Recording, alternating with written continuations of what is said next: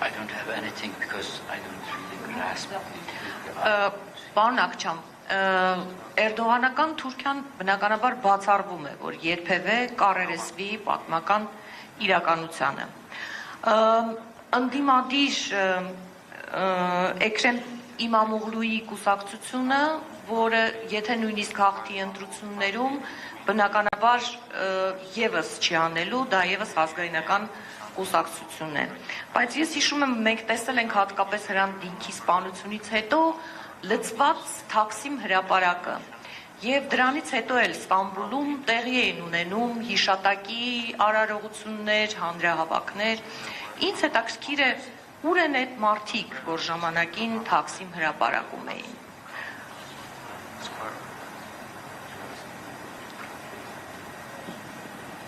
There are important developments going on in Turkey. I really recommend you to follow very closely. We are on the edge of a major earthquake in the Middle East and major changes in the relation in international relation and the Middle East. Թուրքիայում կարևոր իրադարձություններ են այժմ տեղի ունենում, եթե ուշադիր նայեք, եւ այժմ Մերձավոր Արևելքը գտնվում է այդ մեծ փոփոխությունների եւ տեկտոնական շարժերի եզրագծին։ The macro picture that you have to keep in mind that the right-wing extremist party leader Devlet Bahçeli already made a call October 2024 for a release of Abdullah Öcalan and building a new Turkey on a new understanding between Turks and Kurds. This is a revolutionary call, regardless whether they can realize this. Դուք պետք է մտքում անպայման պահեք, որ ինչպես 2024 թվականին Աջակովյան ուժի առաջնորդը կոչ արեց Օջալանին ազատ արձակել, սա վկայում է որպես այդ փոփոխությունների մեծ այսպես ցուցիչ։ You can compare this with South Africa, what was developed between de Klerk, the racist president of South Africa.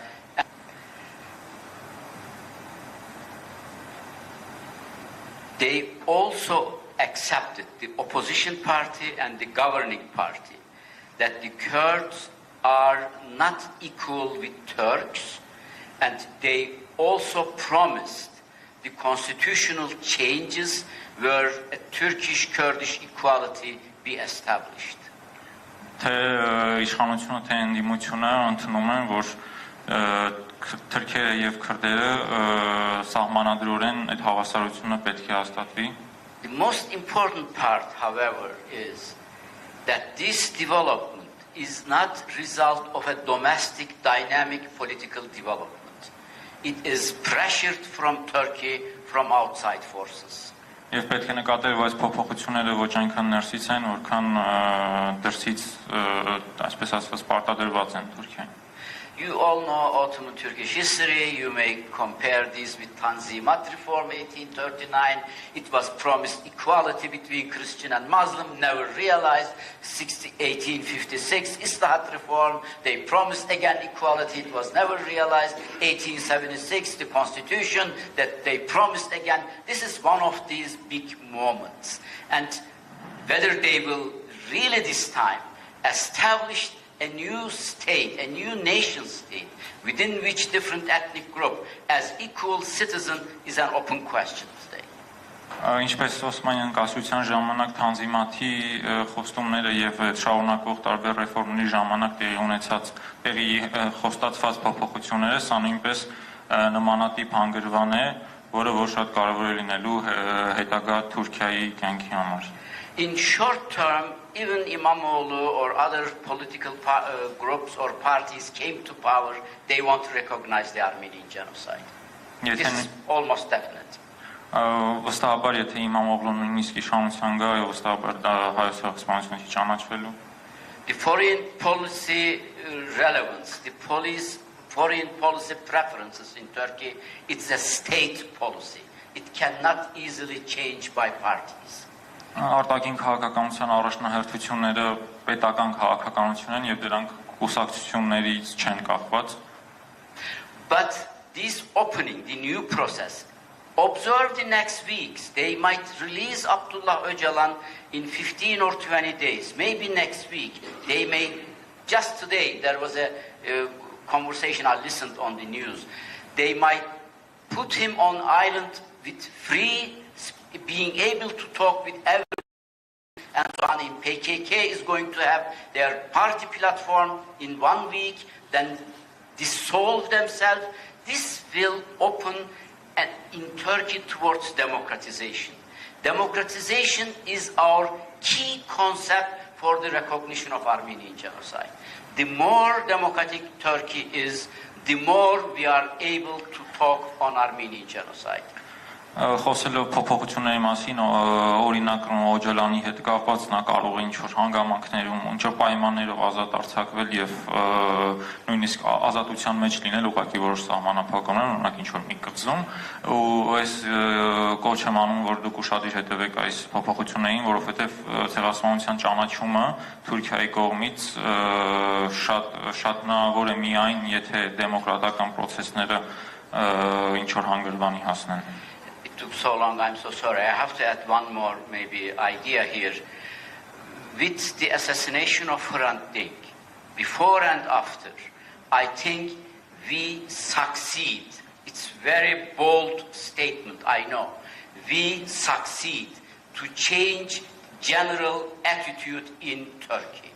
We won the psychological war in Turkey. We have the overhand in Turkey. Turkish government is in defensive in Turkish public opinion when it comes to debate on genocide. You have to keep in this mind. We won. Hrant Dink made this happen in this country. Պետք է շատ համարձակման դում անեմ, որ առավելապես Hrant Dink-ի սպանությունից հետո մենք նկատի առնվում են մարդիկ, որոնք որ դեմոկրատական ուժեր են անգամ այդ պատկերացումները ունեն Թուրքիայի ապագայի մասին, հաղթել ենք ու այդ հաղթանակը տեսանելի է ու այսօր Թուրքիայում դու չունես այլևս այն դիմադրությունը կապված այս հարցերի հետ, որոնք որ կային ժամանակին ու Hrant Dink-ը այդ հաղթանակի Hrant Dink-ը նույնպես այդ հաղթանակի մեջ մեծ դեր է ունեցել. This is actually the recognition of Armenian genocide. Generally, the genocide issue is an issue of justice. You can achieve justice if you have a free society. This is the entrance card to fight for justice. And this is what we need in Turkey. Thank you. I'm sorry. Ցեղասպանության ճանաչումը նախ եւ առաջ արդարության հետ է կապված եւ դու կարող եք արդարություն ունենալ միայն այն դեպքում, եթե ունեք ազատ հասարակություն. Պարոն Սաֆրասյան. Շնորհակալություն. Թաները տեղափոխեց մեր այսպես քննարկումը աշխարհաքաղաքական եւ քաղաքական դաշտ. Ես շատ լսեցի նրա վերլուծությունը, բայց կարծում եմ, որ նա մի քիչ այսպես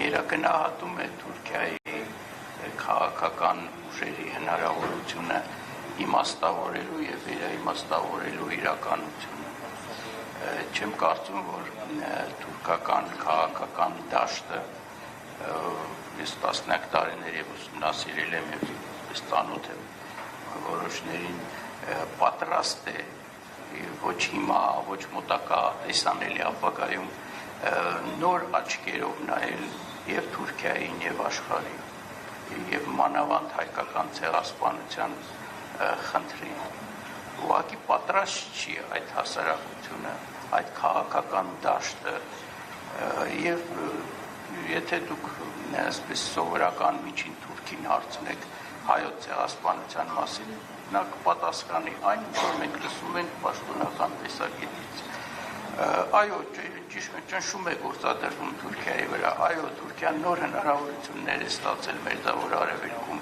մասնավոր Ամերիկայի Միացյալ Նահանգների կողմից կարտ բլանշ է ստացել Մերձավոր Արևելքում իր դիրքերը ուժեղացնելու, բայց դա չի նշանակում, որ այն գործընթացը, որը փորձ է արվել Թուրքիայում անցյալ տարի հոկտեմբերին սկսել, կունենա զարգացում այնպի, որտեղ մեր աչքի առջև ոչ միայն Թանզիմատի օրինակն է, այլ նաև երբ էր առաջին փորձը Էրդողանի կառավարության քրդական հարցը խաղաղ ճանապարհով լուծելու 11-13 թվական, այո, եւ դա ինչով ավարտվեց, ոչ մի արդյունք չտվեց, այնպես որ ես դերահավատ Դահլիճից եթե հարցեր կան, հա, բանտեր, Պարզապես մեկ ակնակը հարցնում եք որտեղ են այն մարդիկ, ովքեր գեզի պարկում էին կամ դինքի թաղման ժամանակ ներկա հուղարկավորության են ներկա, հարգելի տատև, նրանք կամ բանտում են կամ արտերկրում։ 2023 թվականին Թուրքիայի 100,000 քաղաքացի դիմել են Եվրոպայում որպեսզի ստանան ապաստան։ 2022 թվականին դրան նախորդող տարին 56,000 են դիմել, իսկ 21 թվականին 23,000։ Այսինքն Թուրքիայի քաղաքացիների թիվը, ովքեր տարակարծության պատճառով կամ անհամաձայնության պատճառով փորձում են Եվրոպայում ապաստան գնել, դա միայն Եվրոպայի թվերն են։ Այդ թիվը ժեշտակիորեն ավելացել է վերջին տարիների ընթացքում։ Ավելին, եթե նայում ենք, թե նրանք, ովքեր հեռանում են, ինչպես նաև գյուլենական շարժմանը հետևորդներ, ովքեր ապաստան են գտել Եվրոպայում կամ Ամերիկայում, նրանք չեն ընդունվում թուրքական սպիրկի կառույցների կողմից, իսկ նրանք, ովքեր ընդունում են, շարունակում են էրդողանական թեզը առաջ տանել։ Օրինակ 23 թվականի Թուրքիայի նախագահական ընտրություններում 1.5 միլիոն սպիրկի, Թուրքիայի սպիրկի մասնակցություն է եղել, 1.5 միլիոն մարդու։ Դա ուրեմն գրեթե 42% ավելի շատ էր, քան 2014 թվականին։ 2012 թվականին, երբ որ